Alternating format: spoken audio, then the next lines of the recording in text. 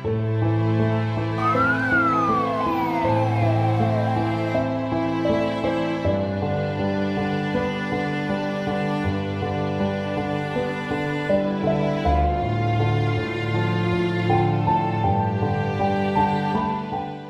देश में आज रात 12 बजे से संपूर्ण देश में संपूर्ण लॉकडाउन होने जा रहा है। ये वो दौर है 2020 का, जब कोरोना ने पूरी दुनिया को अपने शिकंजे में कैद कर लिया था और दुनिया भर के देशों के लिए एक ग्रहण बन गया था। हम बात कर रहे हैं उस कोरोना की जो चीन के वुहान शहर से शुरू हुआ था। चंद महीनों में इसने पूरी दुनिया को अपने शिकंजे में ले लिया था। जी हाँ, हम बात कर रहे हैं उस कोरोना की जो 2020 में पूरी दुनिया के लिए एक ऐसी चुनौती बना जिसने देश की अर्थव्यवस्थाओं पर ताला लगा दिया था और देश के हेल्थ सिस्टम को आईना दिखा दिया था। उस दौर में केवल एक ही चुनौती सामने आ रही थी कि जान बचाओ, जान बचाओ, जान बचाओ।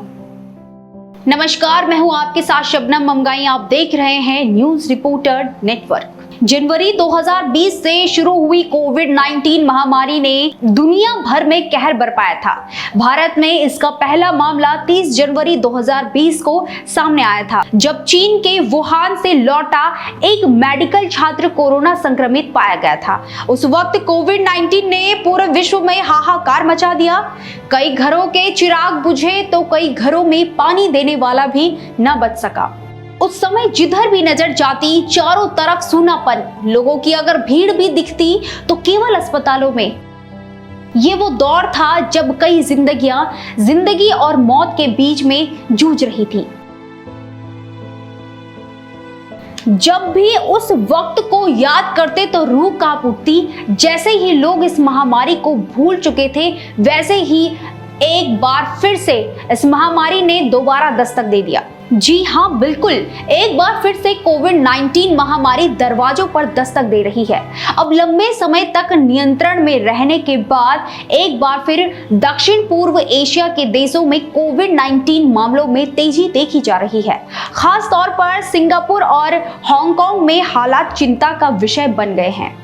वहीं भारत सरकार ने इस बढ़ती हुई चिंता को गंभीरता से लिया है। सोमवार को स्वास्थ्य मंत्रालय की ओर से एक उच्च स्तरीय समीक्षा बैठक आयोजित की गई, जिसमें NCDC, ICMR, disaster management cell और अन्य संस्थानों के विशेषज्ञ शामिल हुए। सूत्रों के अनुसार 19 मई 2025 तक भारत में कोविड-19 के सिर्फ 257 सक्रिय मामले हैं और इनमें से अधिकांश को अस्पताल में भर्ती करने की आवश्यकता नहीं है। स्वास्थ्य मंत्रालय हालत पर करीबी नजर बनाए हुए है। भारत में पिछले सप्ताह यानी 12 मई से अब तक 164 नए मामले दर्ज किए गए हैं। अगर हम बात राज्यों की करें तो केरल में सबसे ज्यादा 69, महाराष्ट्र में 44, तमिलनाडु में 34, जबकि दिल्ली, गुजरात, कर्नाटक, हरियाणा, राजस्थान और सिक्किम में भी कुछ नए मामले सामने आए हैं। विशेषज्ञों के अनुसार इस बढ़ोतरी के पीछे ओमिक्रॉन का नया वेरिएंट JN.1 है, जिसमें करीब 30 म्यूटेशन है। इनमें LF.7 और NB.1.8 जैसे म्यूटेशन को सबसे गंभीर माना जा रहा है। नए मामले दर्ज किए गए हैं, जबकि हांगकांग में मई के महीने में अब तक 31 गंभीर मामले सामने आए हैं, जो पिछले एक साल में सबसे ज्यादा है। भले ही भारत में अभी स्थिति नियंत्रण में हो, लेकिन सरकार पूरी तरह सतर्क है और सभी आवश्यक तैयारियां कर रही है। इसके साथ ही कोविड-19 के नए वेरिएंट के चलते सतर्कता और सावधानी बरतना अब भी बेहद जरूरी है।